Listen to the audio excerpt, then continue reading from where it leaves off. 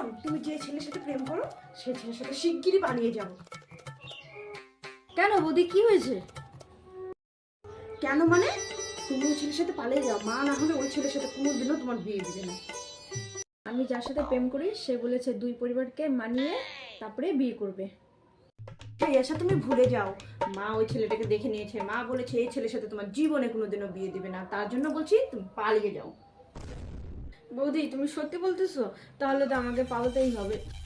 আমি তাহলে যাই, আমার জন্য দাঁড়িয়ে আছো। বৌদি আমাকে কত ভালোবাসে, বৌদি আমার জন্য কত চিন্তা করে। যাই, যাওয়ার আগে একটু বৌদির সাথে দেখা করে যাই। আপদটা মনে হয় বিয়ে দিয়েছে, ভালো হয়েছে চলে গেছে, থাকলে বিয়ে দিতে লাগতো। মা তো বিয়েতে রাজি হয়ে গিয়েছিল, ওই ছেলেটার সাথে বিয়ে দেবে বলেছিল।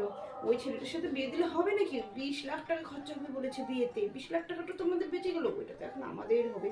আপদটা বিদায় নিয়েছে, ভালো হয়েছে। এখন গিয়ে খবর দিই, মা তোমার মেয়ে পালিয়ে গিয়েছে, মা ও মা।